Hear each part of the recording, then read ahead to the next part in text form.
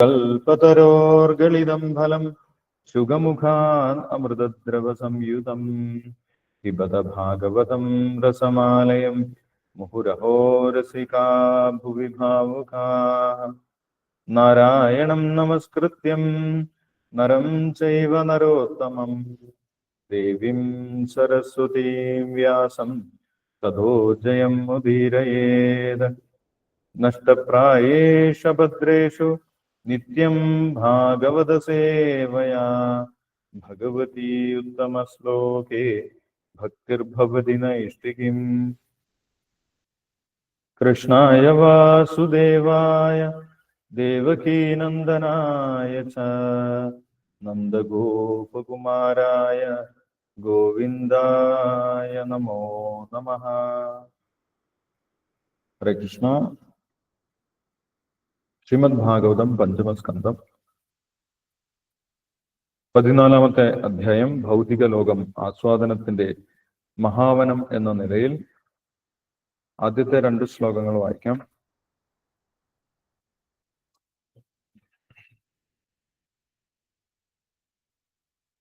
സഹോവാച യ ഏഷ ദേഹാത്മമാനിനാം സത്വാദിഗുണവിശേഷ വികൽപിത കുശലാകുശല സമവഹാര വിനിർമിത വിവിധ ദേഹാവലിഭിർ വിയോഗ സംയോഗാദ്യനാദി സംസാരനുഭവസ്യ ദ്വാരഭൂതേന ഷഡിന്ദ്രിയ വർഗേണ തസ്മിൻ ദുർഗാദ്ഭവത് സുഖമേ ധ്വന്യാപതിത ഈശ്വരസ്യ ഭഗവതോ വിഷ്ണോർവശാവർത്തിന്യാ മായയാ ജീവലോകോയം യഥാ വണിക്സാർത്ഥോ അർത്ഥപര സ്വദേഹ നിഷ്പാദിത കർമാനുഭവ ശ്മശാനവത് അശിവതമായാം സംസാരടവ്യാം ഗതോ നാദ്യാപി വിഫല ബഹുപ്രതിയോഗേ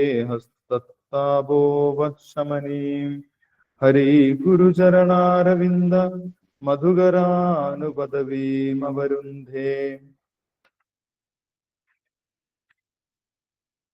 യസ്യാമുഹവായേതേ ഷഡിന്ദ്രിയനാമാനഃ കർമ്മണാദസ്യ ഏവ തേ തത് യഥാ പുരുഷസ്യ ധനം യത് കിഞ്ചിത് ധർമ്മോപൈകം ബഹുകൃച്ഛാധിഗതം സാക്ഷാത് പരമപുരുഷാരാധനലക്ഷണോ യോ അസൗ ധർമ്മസ്തം തു സാംബരായ ഉദാഹരന്തി തദ്ധർമ്മ്യം ധനം ദർശന സ്പർശന ശ്രവണാസ്വാദനാവ ഘ്രാണസങ്കൽപ്പ വിവസായ ഗൃഹഗ്രാമ്യോപഭോഗേന പുനാതസ്യാജിതാത്മനോ യഥാ സാർത്ഥസ്യ വിലുംബന്തി. വിവർത്തനം വായിച്ചോളൂ. ഹരേ കൃഷ്ണ പ്രഭുജി. നിർമ്മല മതത്തിൽ വായിച്ചോളൂ. ഓം നമോ ഭഗവതേ വാസുദേവായ. ശ്രീമദ് ഭാഗവതം സ്കന്ധം 5 അധ്യായം 14. ഭൗതിക ലോകം ആസ്വാദനത്തിന്റെ മഹാവനം എന്ന നിലയിൽ. ശ്ലോകം 1. സഹോവാച യേഷ ദേഹാത്മമാനിനാം സത്വാദിഗുണവിശേഷ വികൽപ്പിത കുശലാകുശല സമവഹാര വിനിർമ്മിത വിവിധ ദേഹാവലിഭിർവിയോഗ സംയോഗാദ്യനാദി സംസാരാനുഭവസ്യ ദ്വാരഭൂതേന ഷഡിന്ദ്രിയവർഗേണ തസ്മിൻ ദുർഗാദ്വവത സുഖമേധ്വന്യാപതിത ഈശ്വരസ്യ ഭഗവതോ വിഷ്ണോർവശവർത്തിന്യാ മായയാ ജീവലോകോയം യഥാ വണിക് സ്വാർത്ഥോർത്ഥപരാ സ്വദേഹ നിഷ്പാദിത കർമാനുഭവ ശ്മശാന വദശിവതമായാം സംസാരാടവ്യാം ഗതോ നാദ്യാപി വിഫല ബഹുപ്രതിയോഗേ ഹസ്തത്താപോവശമനീം. ഹരി ഗുരു ചരണാരവിന്ദ മധുകരാനുപദവീമവരുന്തേ. വിവർത്തനം. ശ്രീല പ്രഭുപാദ് കി ജയ്. ഭൗതികമനത്തിന്റെ പ്രത്യക്ഷ സാരം ആരാഞ്ഞ പരിഷിത്ത് മഹാരാജാവിന് ശുഖദേവ ഗോസ്വാമി താഴെ പറയും പോലെ മറുപടി നൽകി. എന്റെ പ്രിയപ്പെട്ട രാജാവേ, വ്യാപാരി സമൂഹത്തിൽപ്പെട്ട വണിക്ക് ഒരുവൻ എപ്പോഴും പണം സമ്പാദിക്കുന്നതിൽ തൽപരനാണ്. ചിലപ്പോൾ വനത്തിൽ പ്രവേശിച്ച് നിസാര വസ്തുക്കളായ തടിയും മണ്ണും മറ്റും ശേഖരിച്ച് നഗരത്തിൽ നല്ല വിലയ്ക്ക് വിൽക്കുന്നു. അതുപോലെ ദുരാഗ്രഹിയായ ബദ്ധാത്മാവ് ഭൗതിക ലാഭം ലക്ഷ്യമാക്കി ഈ ഭൗതിക ലോകത്തിൽ പ്രവേശിക്കുന്നു. ക്രമേണ എങ്ങനെ പുറത്തു കടക്കുമെന്ന അറിവില്ലാതെ അവൻ വനത്തിന്റെ ഏറ്റവും നിബിഡതയിൽ അകപ്പെടുന്നു. ഭൗതിക ലോകത്തിൽ പ്രവേശിക്കുന്ന പരിശുദ്ധനായ ആത്മാവ് വിഷ്ണു ഭഗവാന്റെ നിയന്ത്രണത്തിൽ പ്രവർത്തിക്കുന്ന ബാഹ്യശക്തിയുടെ സൃഷ്ടിയായ ഭൗതിക ശക്തിയാൽ മലിനമാക്കപ്പെടുന്നു. അപ്രകാരം ജീവസത്ത ഭൗതിക ശക്തിയായ ദൈവീമായയുടെ നിയന്ത്രണത്തിലായിത്തീരുന്നു. വനത്തിൽ സ്വതന്ത്രനായും സംഭ്രമിച്ചും ജീവിക്കുന്നതിനിടയിൽ അവന് സദാ ഭഗവത് സേവനത്തിൽ മുഴുകുന്ന ഭക്തരോടെ സഹവാസമില്ലാതാകുന്നു. ഒരിക്കൽ ശരീര സങ്കല്പത്തിലായാൽ അവന് പിന്നീട് ഭൗതിക ശക്തിയുടെ പ്രേരണയാലും ഭൗതിക പ്രകൃതിയുടെ ത്രിഗുണങ്ങളുടെ സത്വരജസ്തമസ് വശീകരണത്താലും വിവിധ തരം ശരീരങ്ങൾ ഒന്നിനു പിന്നാലെ ഒന്നായി സ്വീകരിക്കേണ്ടി വരുന്നു. ഈ വിധത്തിൽ ബദ്ധാത്മാവ് ചിലപ്പോൾ സ്വർഗീയ ലോകങ്ങളിലേക്കും ചിലപ്പോൾ ഭൂമിയിലേക്കും ചിലപ്പോൾ അധോലോകങ്ങളിലേക്കും അധമ ജീവിവർഗങ്ങളിലേക്കും പോകുന്നു. അപ്രകാരം വിവിധ തരം ശരീരങ്ങളാൽ അവൻ തുടർച്ചയായി ക്ലേശിക്കുന്നു. ഈ ക്ലേശങ്ങളും വേദനകളും ചിലപ്പോൾ സമ്മിശ്രമാകുന്നു, ചിലപ്പോൾ ഗുരുതരമാകുന്നു, ചിലപ്പോൾ ഇല്ലാതാകുന്നു. ബദ്ധാത്മാവിന്റെ മാനസികമായ അഭ്യൂഹങ്ങൾ മൂലമാണ് ഈ ശാരീരിക ബദ്ധതകൾ ഉണ്ടാകുന്നത്. അവൻ ജ്ഞാനാർജനത്തിന് അവന്റെ മനസ്സും പഞ്ചേന്ദ്രിയങ്ങളും ഉപയോഗിക്കുന്നു. ഇത് വിഭിന്ന ശരീരങ്ങളും വിഭിന്ന ബദ്ധതകളും കൈവരുത്തുന്നു. ബാഹ്യശക്തിയായ മായയുടെ നിയന്ത്രണത്തിന് കീഴിൽ ഇന്ദ്രിയങ്ങൾ ഉപയോഗിക്കുന്നതിനാൽ ജീവസത്ത ഭൗതികാസ്തിത്വത്തിന്റെ ദുരിതാവസ്ഥകൾ അനുഭവിക്കുന്നു. അവൻ വാസ്തവത്തിൽ ആശ്വാസം തേടുകയാണ്. പക്ഷേ കഠിന പ്രയാസങ്ങൾക്കൊടുവിൽ വിടുതൽ ലഭിച്ചേക്കാമെങ്കിൽ പോലും പൊതുവെ അവൻ കബളിപ്പിക്കപ്പെടുന്നു. അസ്തിത്വത്തിനു വേണ്ടിയുള്ള ഈ സമരത്തിനിടയിൽ അവന് വിഷ്ണു ഭഗവാന്റെ സരോജപാദങ്ങളിൽ സദാ സേവ ചെയ്യുന്ന തേനീച്ചകൾക്ക് സദൃശരായ പരിശുദ്ധ ഭക്തരുടെ ആശ്രയം നേടാൻ കഴിയുന്നില്ല. ഹരേ കൃഷ്ണ. ശ്ലോകം 2.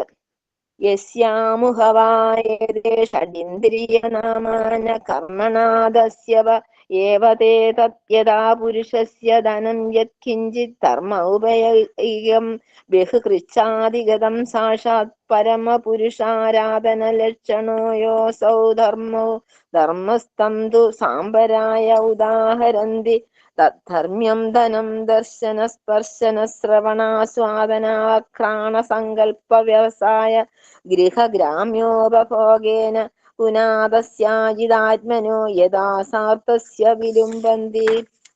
വിവർത്തനം. ഭൗതികാസ്തിത്വത്തിന്റെ വനത്തിൽ അനിയന്ത്രിതങ്ങളായ ഇന്ദ്രിയങ്ങൾ കൊള്ളക്കാരെ പോലെയാണ്. ബദ്ധാത്മാവിന് കൃഷ്ണാവബോധത്തിന്റെ പുരോഗതിക്ക് വേണ്ടി കുറെ പണം സമ്പാദിക്കാൻ സാധിച്ചേക്കും.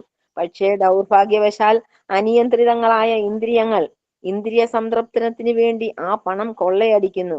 ഇന്ദ്രിയങ്ങൾ കൊള്ളക്കാരാണ്. എന്തുകൊണ്ടെന്നാൽ അവ ഒരുവന്റെ പണം കാഴ്ചയ്ക്കും കേൾവിക്കും മണക്കുന്നതിനും രുചിക്കുന്നതിനും സ്പർശിക്കുന്നതിനും അഭിലഷിക്കുന്നതിനും മറ്റുമായി ചെലവഴിപ്പിക്കുന്നു.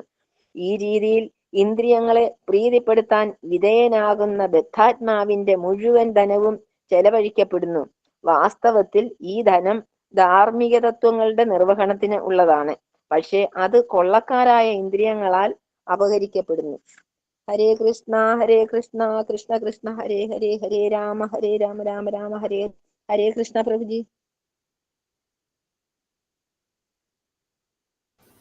ഹരേ കൃഷ്ണ. Thank you Nirmala Mataji. ഹരേ കൃഷ്ണ. അപ്പോൾ കഴിഞ്ഞ അധ്യായത്തിന്റെ അവസാനത്തിൽ ശുകദേവ് ബ്രഹ്മർഷിയോട് പരീക്ഷിത് മഹാരാജാവ് ഒരു ജീവൻ ഭൗതിക ലോകത്തിലേക്ക് പ്രവേശിക്കുന്നത് ഒരു വ്യാപാരി ഒരു വനത്തിലേക്ക് പ്രവേശിക്കുന്നത് പോലെയാണ് എന്ന് ആലങ്കാരികമായിട്ട് പറഞ്ഞിട്ടുണ്ടായിരുന്നു. ആ വനത്തിലുണ്ടാവുന്ന അനുഭവങ്ങളെ കുറിച്ചും പറഞ്ഞിട്ടുണ്ടായിരുന്നു. അങ്ങനെ ആ ജീവനെ കുറിച്ച് പറഞ്ഞത് ആലങ്കാരികമായി പറഞ്ഞത് കുറച്ചുകൂടി വിശദമായിട്ട് വ്യക്തമായി വിശദീകരിക്കണം എന്ന് ശുകദേവ് ബ്രഹ്മർഷിയോട് പരീക്ഷിത് മഹാരാജാവ് ആവശ്യപ്പെട്ടിട്ടുണ്ടായിരുന്നു. അപ്പോൾ ആ ഒരു ചോദ്യത്തിന്റെ ഉത്തരമാണ് നമ്മൾക്ക് ഈ 14-ാമത്തെ അധ്യായത്തിൽ കാണാൻ സാധിക്കുന്നത്. അപ്പോൾ ഒരു വ്യാപാരി വനത്തിൽ പ്രവേശിച്ച് ആ വനവിഭവങ്ങൾ ശേഖരിച്ച് നഗരത്തിൽ കൊണ്ടുവന്ന് വലിയ വിലയ്ക്ക് വിറ്റ് തനിക്ക് ഐശ്വര്യപൂർണമായിട്ട് ജീവിക്കാം, സന്തോഷകരമായിട്ട് ജീവിക്കാം എന്ന് വിചാരിച്ചാണ് വനത്തിലേക്ക് പ്രവേശിക്കുന്നത്. പക്ഷേ വനത്തിൽ പലപ്പോഴും അതിന് വഴിതെറ്റിപ്പോകുന്നു, ആ വ്യക്തിക്ക് വഴിതെറ്റിപ്പോകുന്നു. അവിടെ പ്രതീക്ഷിക്കാത്ത അനുഭവങ്ങളൊക്കെ ഉണ്ടാകുന്നു, പ്രതീക്ഷിക്കാത്ത ആക്രമണങ്ങളൊക്കെ അവിടെ ഉണ്ടാകും. ഇതിനെക്കുറിച്ച് വിശദമായിട്ട് പറയാൻ വേണ്ടിയാണ് പരീക്ഷിത് മഹാരാജാവ് ചോദിച്ചിട്ടുള്ളത്. അപ്പോൾ ഇവിടെ ഒന്നാമത്തെ ശ്ലോകത്തിൽ ശുകദേവ് ബ്രഹ്മർഷി അതിന് മറുപടി പറയുന്നതാണ്.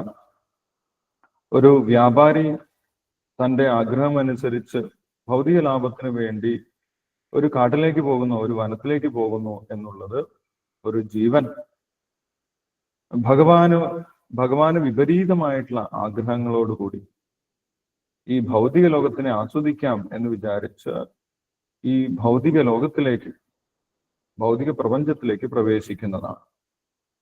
ഈ 14 ലോകങ്ങളും അടങ്ങുന്ന ഈ ഭൗതിക പ്രപഞ്ചത്തിനെയാണ് വനം എന്ന് പറഞ്ഞിട്ടുള്ളത്.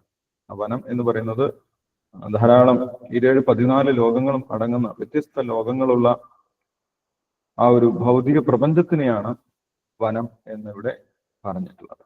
എന്തുകൊണ്ടാണ് ഈ ലോകത്തിലേക്ക് വരുന്നത്? വ്യാപാരി വനത്തിലേക്ക് പോകുന്നത് സ്വന്തമായിട്ട് ലാഭമുണ്ടാക്കണം എന്നുള്ള ആഗ്രഹത്തിൽ.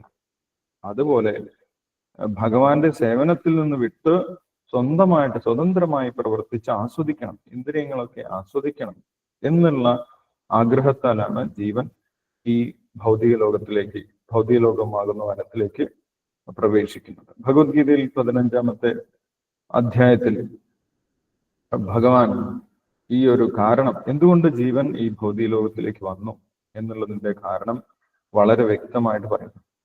അല്ലെ, ആർക്കെങ്കിലും പറയാൻ പറ്റുമോ? 15-ാമത്തെ അധ്യായത്തിൽ പറയുന്നുണ്ട് ഭഗവാൻ എന്തുകൊണ്ടാണ് സർഗേ യാന്തി പരന്തപ, സർഗത്തിലേക്ക് ഒരു ജീവൻ, ഭൗതിക സൃഷ്ടിയിലേക്ക് ഒരു ജീവൻ എന്തുകൊണ്ട് പ്രവേശിക്കും എന്ന് പറയുന്നു. അതിന്റെ കാരണം വ്യക്തമാക്കുന്നു. ഭഗവാന്റെ സേവനം വിട്ട് ഈ ഭൗതിക ലോകത്തിലേക്ക് വരുന്നു. ഇച്ഛാദ്വേഷ സമുദ്രേന ദ്വന്ദ്മോഹേന ഭാരത എന്നാണ് ഭഗവാൻ പറയുന്നത്. ഇച്ഛ, ഭഗവാനിൽ നിന്ന് വേറിട്ട ആഗ്രഹങ്ങൾ.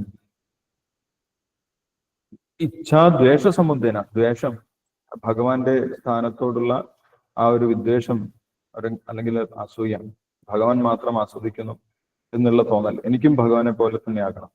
അങ്ങനെ ഭൗതികമായിട്ടുള്ള ഇച്ഛയും ദ്വേഷവും, ഭഗവാനോടുള്ള ദേഷ്യവും സമുദ്രേന, ഇത് രണ്ടും ചേർന്നാണ് ദ്വന്ദ്മോഹേന ഭാരത, ഭഗവാനിൽ നിന്ന് വേറിട്ട് ജീവിക്കണം എന്നുള്ള ആ ഒരു മോഹം, തെറ്റിദ്ധാരണ. അങ്ങനെ യഥാർത്ഥത്തിൽ ജീവിക്കാൻ സാധിക്കില്ല. ജീവിച്ചാൽ തന്നെ ഒരിക്കലും സന്തോഷകരമായിട്ട് ജീവിക്കാൻ സാധിക്കും. അത് ഭഗവാൻ പറയുന്നുണ്ട്. ഭഗവാനിൽ നിന്ന് വേറിട്ട് ജീവിച്ചാലും അവിടെ സന്തോഷമോ സുഖമോ ഉണ്ടാവില്ല എന്ന് ഭഗവാൻ വ്യക്തമാക്കുന്നുണ്ട്. നാസ്തി ബുദ്ധിരയുക്തസ്യ നചായുക്തസ്യ ഭാവന നചാ ഭാവേദശാന്തി അശാന്തസ്യ കുതസുഖം. ഞാനുമായിട്ട് ബന്ധപ്പെട്ട് എൻ്റെ വിധേയരായിട്ട് ജീവിക്കാതെ ഒരിക്കലും സുഖമോ സന്തോഷമോ ഉണ്ടാക്കാൻ സാധിക്കുകയില്ല എന്ന് ഭഗവാൻ പറയുന്നു. പക്ഷെ അങ്ങനെ ഒരു ദ്വന്ദ്മോഹത്തിൽപ്പെട്ടാണ്, അങ്ങനെ ഒരു വ്യാമോഹത്തിൽപ്പെട്ടാണ്, ഭഗവാനിൽ നിന്ന് വേറിട്ട് സ്വതന്ത്രമായി ആസ്വദിക്കാം എന്നുള്ളൊരു വ്യാമോഹത്തിലാണ് ജീവൻ ഈ ഭൗതിക ലോകത്തിലേക്ക് പ്രവേശിക്കുന്നത്. അതിനെയാണ് ഈ ഭൗതിക ലോകത്തിലുള്ള വനം എന്ന് ഇവിടെ പറഞ്ഞിട്ടുള്ളത്. പക്ഷെ ഇങ്ങനെ ഈ ഭൗതിക ലോകത്തിലേക്ക് പ്രവേശിച്ചു കഴിഞ്ഞാൽ യഥാർത്ഥത്തിൽ ഭഗവാന്റെ വിധേയരായിട്ട് പ്രവർത്തിക്കേണ്ടതാണ് ജീവാത്മാക്കൾ. പക്ഷെ നേരിട്ട് ഭഗവാന്റെ വിധേയരായിട്ട് പ്രവർത്തിക്കാൻ അവർ തയ്യാറാകുന്നില്ല. അതുകൊണ്ട് ഭഗവാന്റെ വിധേയയായിട്ടുള്ള മായാശക്തിയാൽ അവർക്ക് പ്രവർത്തിക്കേണ്ടി വരുന്നു എന്നാണ് പറയുന്നത്.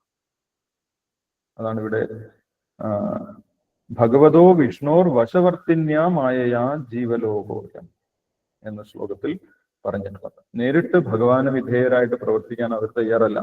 നേരിട്ട് ഭഗവാന് വിധേയരായിട്ട് പ്രവർത്തിക്കുക എന്നുള്ളതാണ് ജീവന്റെ സ്വഭാവം. അങ്ങനെ പ്രവർത്തിക്കുകയാണെങ്കിൽ വളരെ സുഖം വളരെ സന്തോഷകരമായിട്ട് ജീവന് പ്രവർത്തിക്കാം.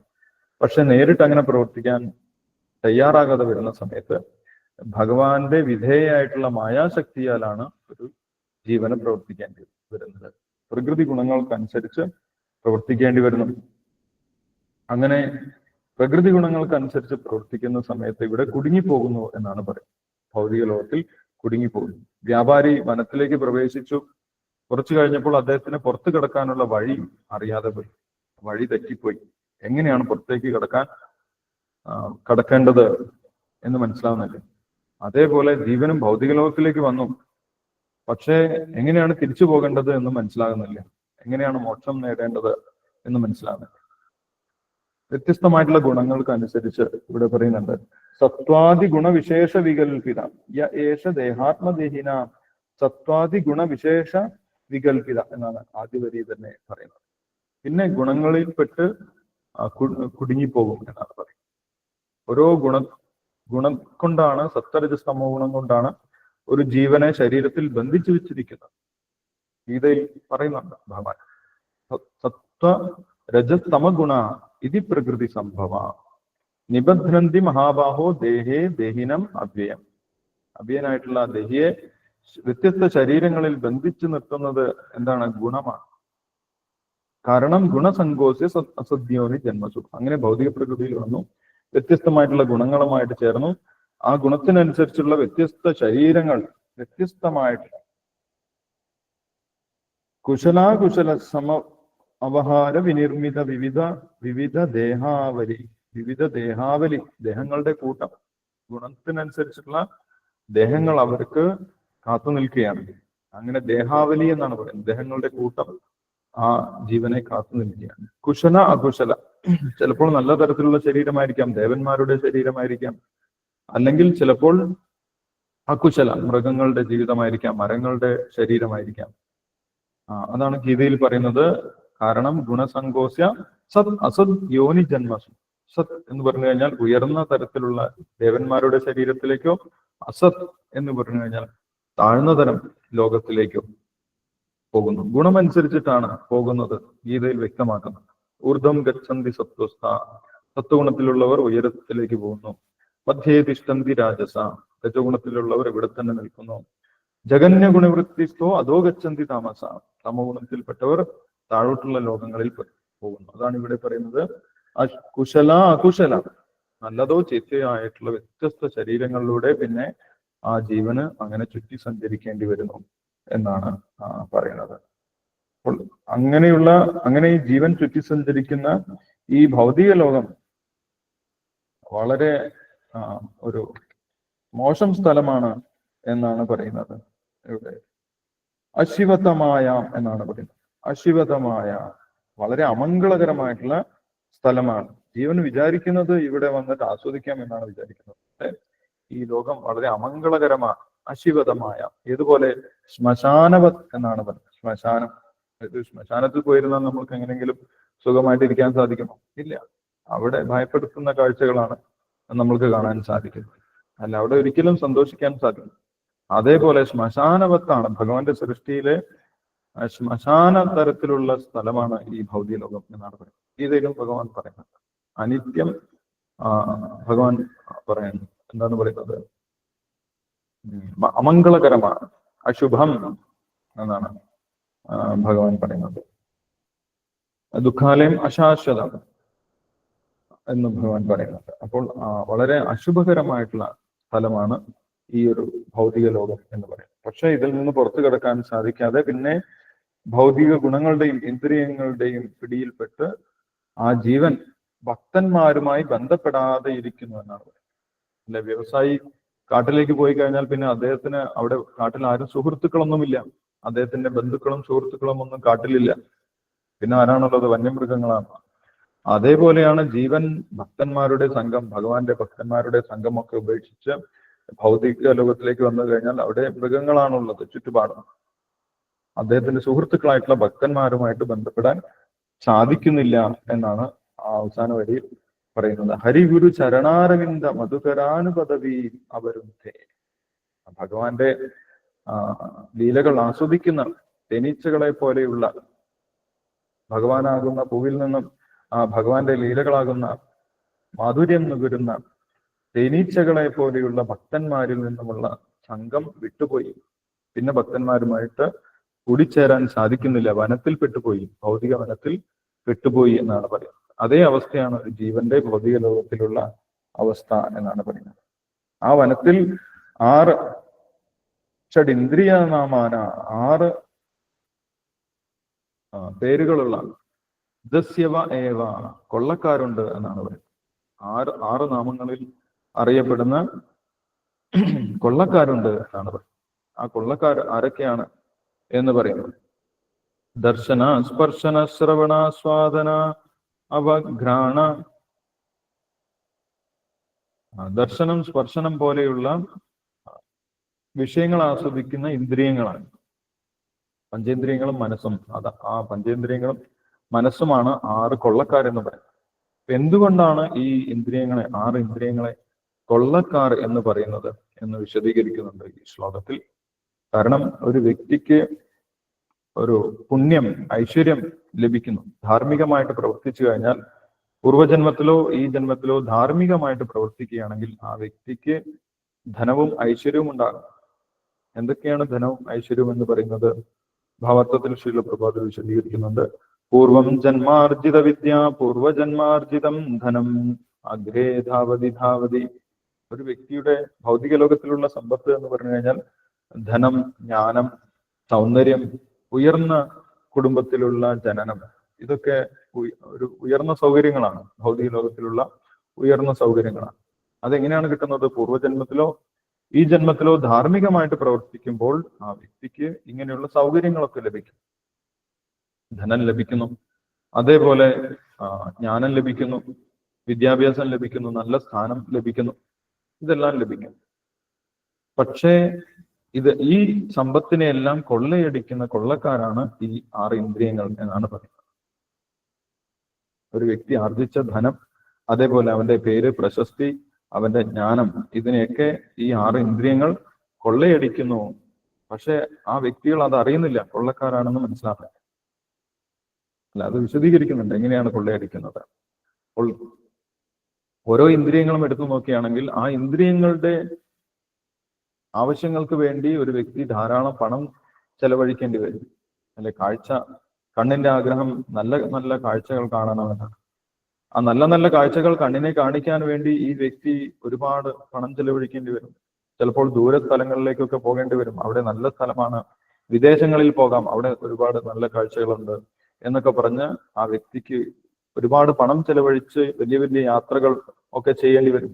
ആർക്ക് വേണ്ടിയാണ് ആ പണം ചെലവഴിക്കുന്നത്? കണ്ണിന് വേണ്ടിയാണ്.